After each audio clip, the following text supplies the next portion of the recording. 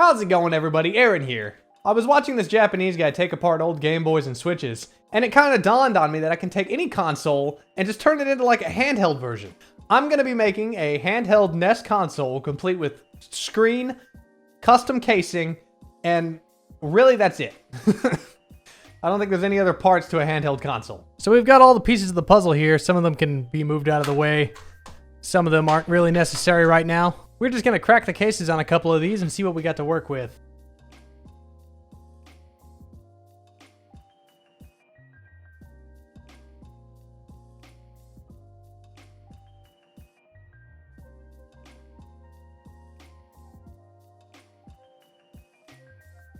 Okay, already we can see that this is much smaller than I was expecting it to be, which is going to make the final process of putting everything in a case a million times easier than anything I could have imagined. I was expecting something that was actually about this size, if I'm being honest.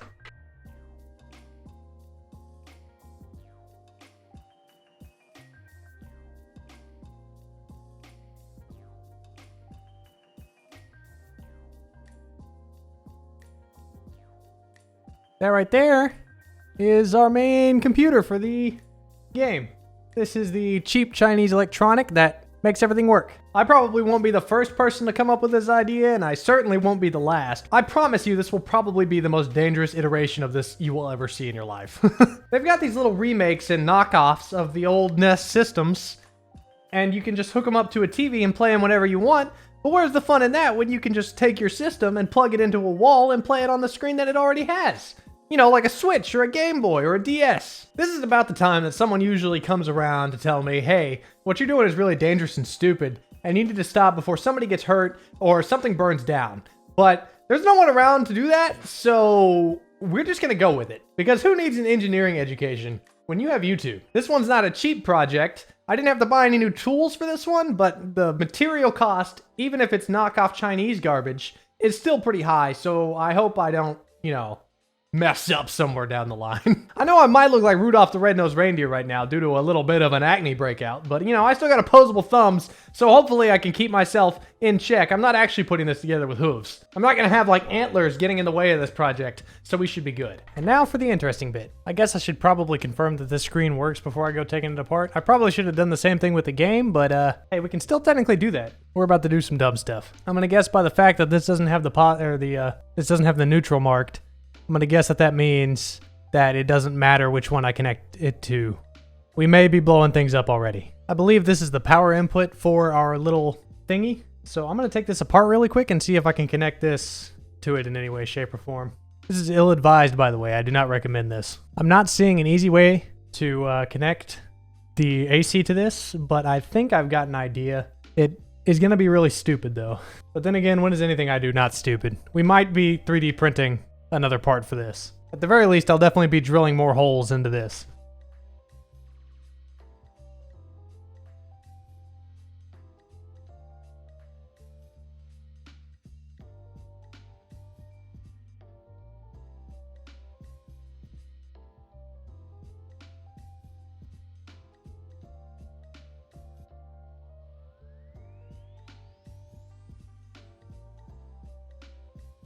So I've got here the installation guide for the backup cam and the power cable. And now I just gotta... The problem obviously being that the game system is going to be 5 volts and the backup cam is going to be 12 volts because it's meant to be used in a car and run on a car battery. Honestly, electricity is pretty easy. You just kind of like put things together and make sure the numbers match up and it just works 90% of the time. 85% of the time.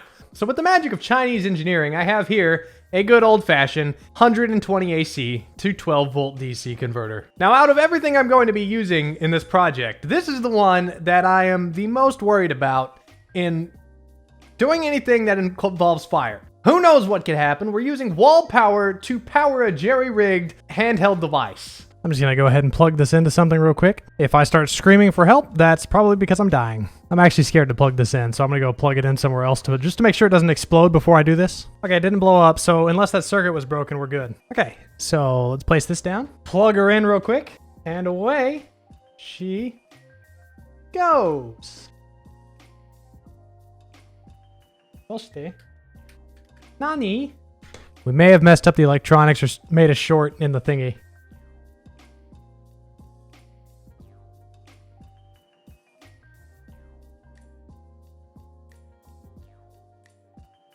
Maybe the contacts aren't making contact? That is exactly what the issue is we're not touching the contacts. Test number 2. Okay, we got power here.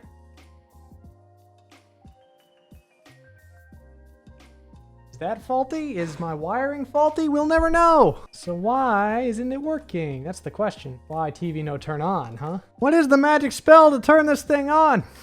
Literally everything says it's working except for this. Maybe this is just broken. That is entirely possible. Oh, until it's connected to something, it'll stay black even if it's powered. So it doesn't think it's connected to something? Is that the issue?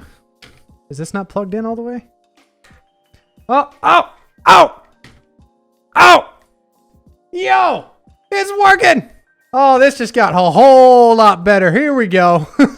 Hey, it helps if you plug things in all the way, just so you know. Oh, there we go. I mean, we don't have any audio, but it's working. Play some one-player Donkey Kong Jr.? Oh, hell yeah.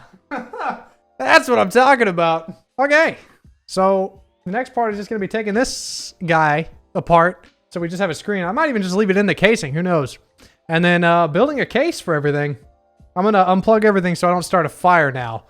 One of the things we're going to need for this project is going to be a casing or some kind of cover just to keep all the electronics from shocking my little fingers off my hands. I'm either going to cut up a cardboard box and just jerry-rig a crappy casing, or I'm actually going to hop into some CAD software and actually make a semi-professional design to cover up all the shocky bits. I actually wanted to use a real Nintendo system for this, but after trolling around in some flea markets and antique shops, I couldn't find anything. In the long run, this is just gonna make the project a little bit easier since I don't have to build a slot to put games into. And honestly, what's the problem with working a little easier? So here we are in Fusion 360. So basically, I'm just using a pair of calipers to measure everything down to the millimeter, and I'll be translating that into the software. And from there, the part will basically build itself around the dimensions that we measure. We're not going for any kind of award-winning design here. We're not trying to we're not out here trying to compete with Nintendo or Sega or whatever. We're just here to build a functional part that will be 3D printed. Even though I say this is a really quick slap-together job, this still took me about 2 hours in the CAD software, not to mention the 3 days it took me to actually print the parts on the printer. So while I say it was quick, it certainly was anything but.